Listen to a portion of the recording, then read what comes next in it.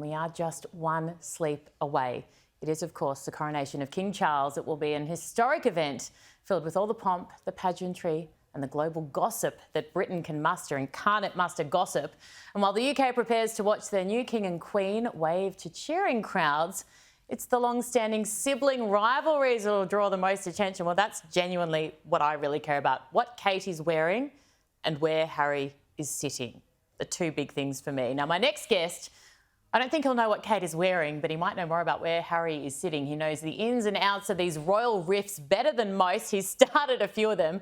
Piers Morgan joins me now. Piers, welcome. Thank you so much. I wanted to start by asking you first about the popularity of the monarchy in the UK, because according to recent surveys, it seems quite low. Yeah, look, I think there's a big issue for the new King Charles, which is what do you do about a monarchy which is slowly going out of fashion? It's not helped, of course, by the behaviour of his son, Prince Harry, who's been throwing a flamethrower at the royal family and the monarchy now for several years and caused real damage, especially with young people who I think were already perhaps thinking, well, what is the point of a monarchy in the modern era? And now they have two young members of the royal family, Meghan and Harry, torching the thing every 2 minutes. So I think that's been a real issue, not just in the UK, but also, of course, in places like Australia, which have been thinking about whether to go republic. And I think it's going to be the big challenge for this king, is that can he actually keep the monarchy intact? And I think, it's going to be down to him and probably his son, William, to see what they can do in the next 10, 15, 20 years to arrest what is clearly an inexorable decline at the moment in support. Well, of course, Piers, we'll get to Harry in just a moment, but I want to talk to you about Camilla first and the kind of role that she can play in this. I know that she was criticised, and you too, to be honest, for attending a lunch together recently. What's she like as a person, and what kind of role can she play in trying to make the royal family more popular? Yeah, I mean, I was at a nice lunch with her before Christmas. Everyone was, of course, enraged. I mean, God, if having lunch with me is a problem, you're in real trouble, Molan. But I've always known her really well. She comes from the next door village to mine down in East Sussex on the south coast. She's from Plumpton, I'm from Newark. They're about a mile apart. We grew up in very similar background and circumstances, really. Her slightly more privileged, has to be said. But we always got on really well. We had that connection. And whenever I've met her, we've always had a good time, good laugh. She's very down to earth, good sense of humour. Been through an incredible amount of hostility and abuse, of course, after the whole business with Diana and the three of them and three of us in this marriage and everything that we all know about, of course. But she's come through it with a maxim of never complain, never explain, rarely be heard speaking in public. The same maxim the Queen Mother had, that the Queen had, and it's such a powerful and successful formula to be a popular member of the royal family, because you can see what's happened to the popularity of Meghan and Harry. The more they've yapped, the more unpopular they've got. So Camilla, I think, offers a rock of stability in Charles's life, and that's going to be hugely important for him as he now takes on this extraordinarily difficult role of following his mother, the greatest of all monarchs, the longest reigning of all monarchs. And he may only have, 10, 20 years to do that and to make his mark and to transform the monarchy into a modern way. Not easy, but Camilla will be a hugely important part of that process for him. She's been his absolute rock now for a long time. Yeah, I, for the life of me, can't even understand why Harry is going. I'm guessing Netflix may be one of the reasons, or the second edition of his amazing book. But given he hates the institution so passionately, what on earth is he doing there? That's a great question. What is he doing there? I think he's a snivelling little rat, to be honest, to be skulking back in to watch his father's coronation, given the damage he's done the royal family, the monarchy itself, his father, trashing him in that book. He's got a brass neck, frankly. And my understanding from the royal family, I've spoken to quite a few of them recently, none of them really want him to be there. None of them are looking forward to catching up with old Harry after the way he's torched all the family. William in particular is absolutely incensed about him, and Meghan, as is Kate, his wife, who was also buried in that book. I think it's fine for Harry to make hundreds of millions of dollars torching his family, but when he comes face to face with them, they're going to, I think, be very, very frosty this time. And I suspect he'll be put under a pillar somewhere near Prince Andrew to keep him out of the way. Well, even from William's perspective, I mean, you look at the book and you think, OK, Harry, you want to tell your story, that's your right to do, go for gold. But did he have to get nasty, and particularly about his brother balding and things like that? I mean, will William even acknowledge him or speak to him there?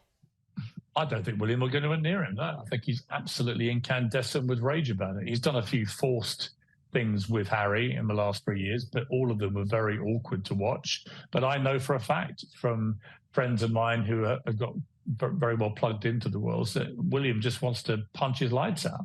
He's not the only one. A lot of the family are very, very angry about what Harry and his wife have done.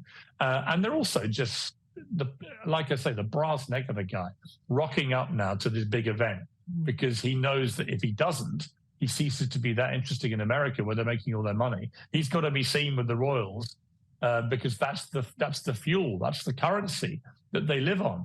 But imagine if that was one of your family trashing all of you all day long. I was thinking this, I said to my sons, I've got 3 sons in my 20s, one of you lot did this to my family for 3 years. That would be it. You wouldn't be invited to any family events. You'd be gone. There was a little bit of talk this week that Harry might actually be seated between Beatrice and Eugenie, of course, Prince Andrew and Fergie's girls, because they're more sympathetic to him. I think actually one of them introduced Meghan to him, is the story. But there was a great photo very recently, last month, I think, of you hugging one of them. I think it was Beatrice. I don't know how Harry would have taken that. Well, I've known Princesses Eugenie and Beatrice a long time. I knew their mum very well. I still do, Fergie, Sarah Ferguson. She's always been great. I've known her 30 years, and I've known the kids really since they were born. And they've always been utterly delightful. A real credit to their mum, actually, I think, in particular. Although I think Andrew's been a good father to them as well. But I think, yeah, it was quite amusing. I wasn't going to publicise that lunch, but there was some sneaky paparazzi, Erin. Can you believe it? As a former tabloid editor, I was shocked, I tell you, that there was some sneaky paparazzi getting pictures. And of course, poor old Beatrice has given me a big old bear hug at the end as she leaves, and that's the picture that goes up. I'd imagine that probably precipitated a volcanic explosion of molten hot, seething lava somewhere in Montecito. Well, as someone who has been the victim of many paparazzi shots myself, but also use them in my line of work, I'm very reluctant to also be critical. But what about this public pledge? It seems utterly ridiculous to me that they think anyone in their households will stand up and do that out loud. What do you think about it? And is it a little bit of an own goal, especially if they're trying to make this institution more popular, younger, more relatable? It seems archaic.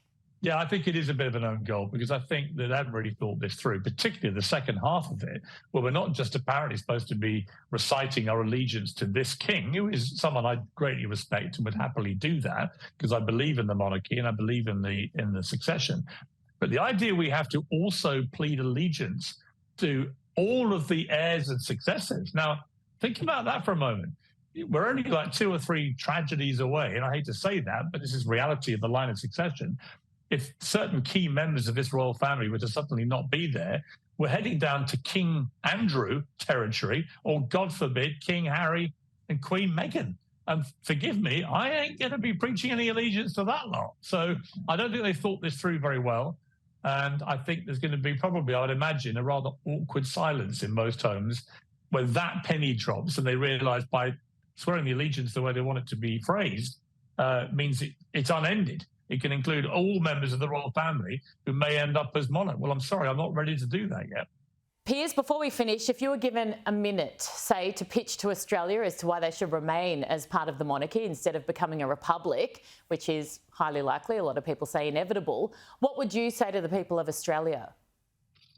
I would look at places that have elected presidents like the United States or prime ministers like the UK, Boris Johnson, Donald Trump, Joe Biden right now, and ask yourself one question.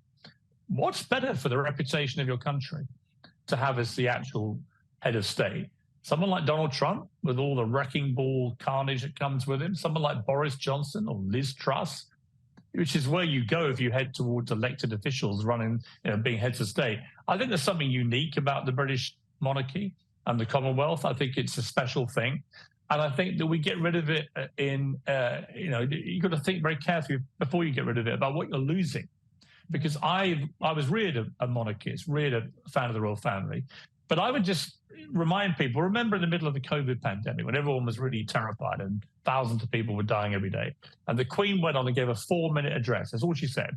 But in one fell swoop, she managed to calm everyone down. She was the nation's, and indeed everywhere in the Commonwealth, a comfort blanket in an incredibly difficult moment. That's really the point of the monarchy. That and all the pomp and pageantry of these huge events and the tourism it attracts, they pretty much pay for themselves. It's not really about money, the argument. It's about this argument whether you want them as head of state or not.